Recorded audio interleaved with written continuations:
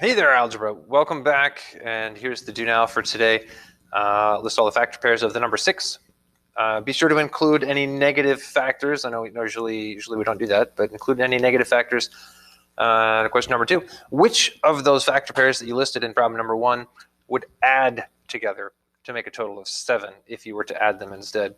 So go ahead and hit pause while you get your factor list and play once you got that all written out.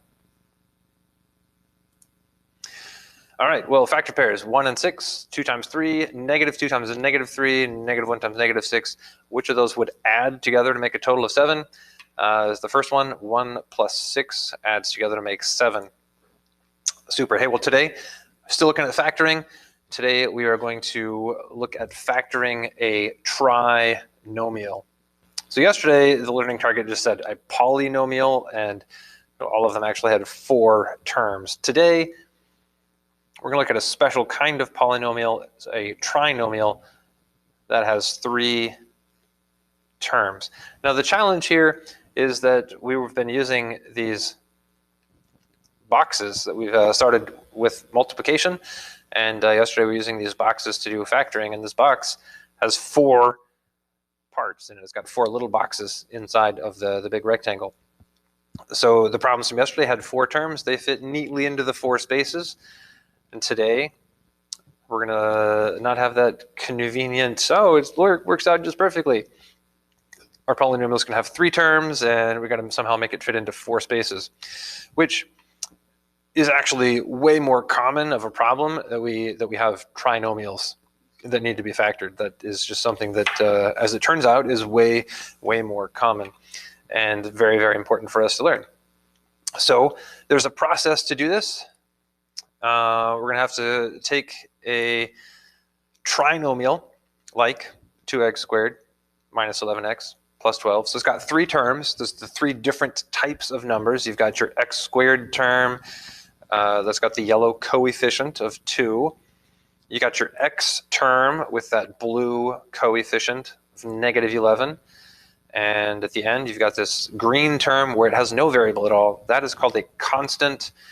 And I'll just call them coefficients and constants. This is the x squared coefficient, or the x squared number. A lot of people say, that's not the actual math word, but a lot of times people say that. The x number, again, it's not its actual name, people call it that. And the green one we'll call the number, which again is still not its name, but that's all right.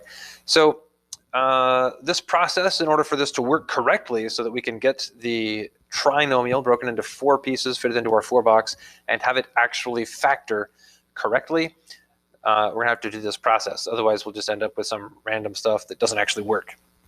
Okay, so step 0, multiply the x squared coefficient, the yellow one, and the constant, the green one. List all the factors of that product.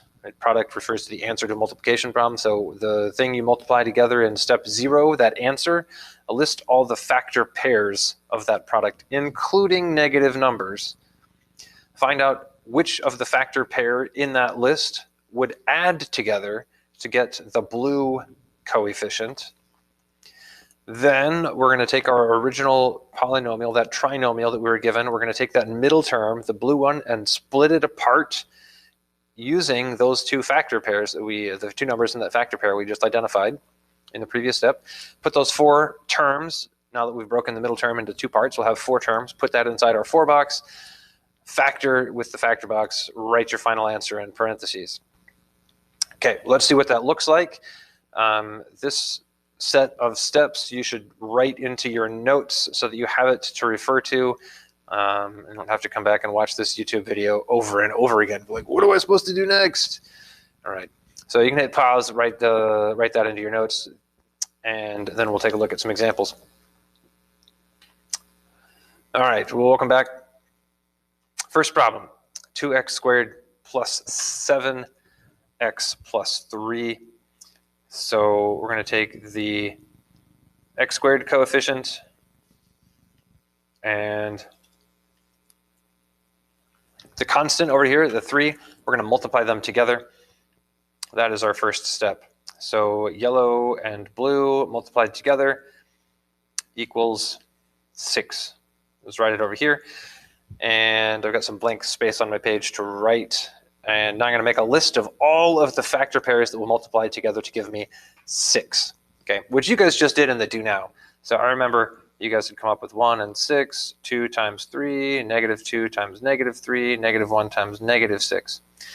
All right, so step 1 in the process, list all the factors. We did that. Step 2, find which of the factors in that list will add together to get that blue center number. And I've changed the colors on here, so I guess we ought to make the colors match, huh? All right, so the blue term is this +7. So I'm going to go through my list of factor pairs and find out which ones would add together to make that +7. All right, so you already identified this in the do now. It's the 1 and the 6. So here's what I'm going to do. Break apart that x number into 2 pieces. The 2 pieces I'm going to break it apart into are these 2 numbers from that factor pair, 1 and 6. So it's going to look like this. 2x², that part doesn't change, but instead of +7x, I'm going to break that apart into +1x and +6x. And then the +3 at the end. Okay, so these are like terms, the 1x and the 6x. Those are like terms. We could combine them. I mean, somebody already did. That's where the 7x came from. Normally, these kinds of polynomials are written in the simplified form, where the like terms have already been combined. So that's why trinomials are way more common than these 4-term polynomials, because normally things get simplified. Okay, so now we've got the 4 terms in our polynomial. We're going to take those 4 terms and write them into these 4 spaces of our factoring box. Okay, so just a quick word here. The 1x and the 6x that we just broke that center term apart into, you might have written it differently, right? You might have, in your list, you might have said 6 times 1, and then maybe when you split apart that 7x right here, maybe you have the +6x first and then the +1x. That's totally fine. It doesn't make any difference. It's going to obviously look different because you wrote it in a different order, but it's not going to affect our answer in any way. The only terms which matter where you write them in this factoring box are this one has to be the number with the largest exponent, and this one should be the one with the smallest exponent, or in this case, smallest exponent meaning it doesn't even have a variable to put an exponent on. Right? So the smallest amount of variables, the smallest exponent on the variable. The other 2, the +1x and the +6x, are interchangeable. You could put one here and one there. You could switch them. It won't make any difference. Okay, so we don't have to worry about, oh, I did it wrong. I don't even know how to figure out which one goes where. Doesn't matter. All right, so now we're going to go across that top row. We're going to find the greatest common factor. So for 2x² and 1x, greatest common factor would just be x. Mystery number, whoops.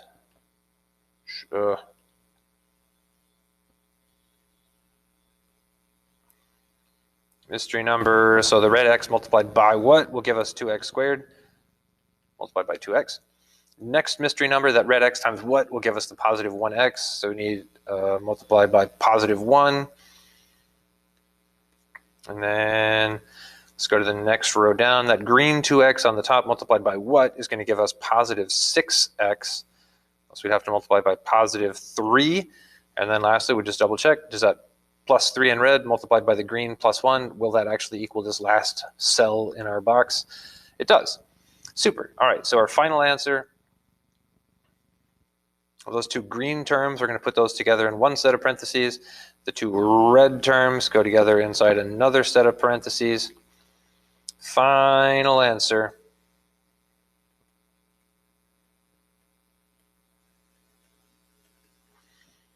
And just to repeat this, it does not matter whether you put the green set of parentheses first or the red set of parentheses. Either way means exactly the same thing. They are equivalent. Both are correct.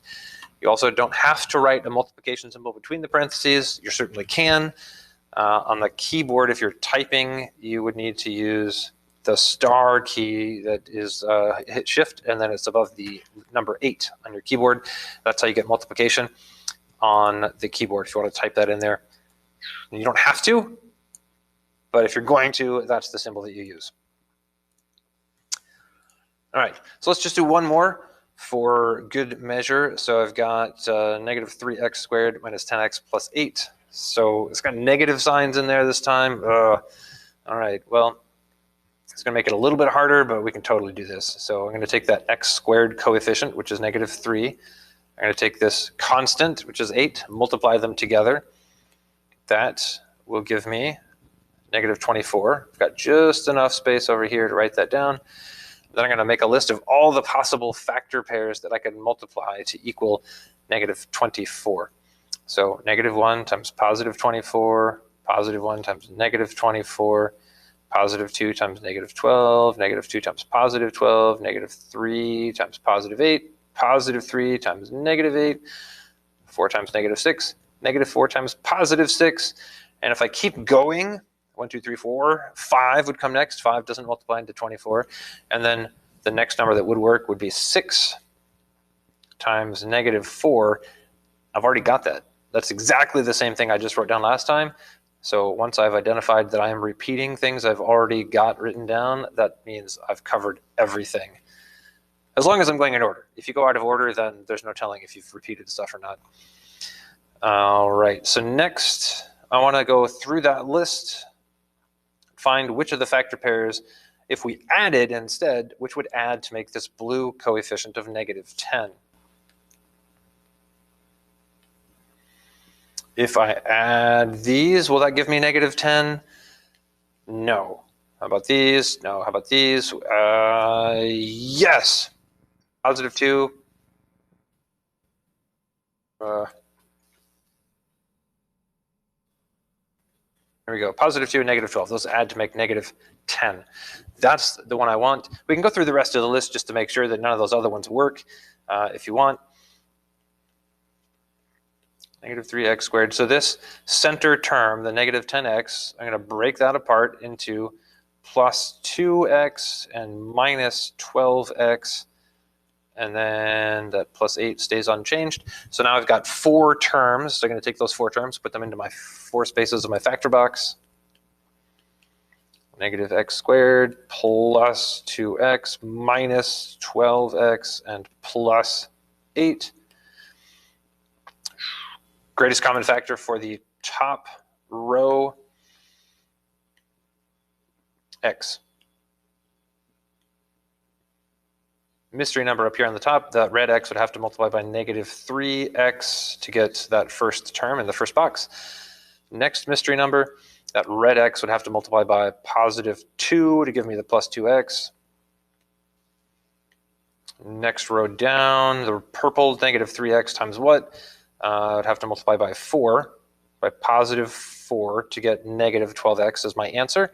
And then let's just double check that red plus 4 times the purple plus 2. That does in fact give me positive 8. So that's great. Final answer, whoops, that was too far.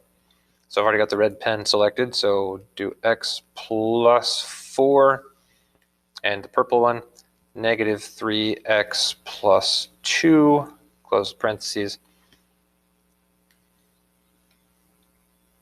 All right, there we go.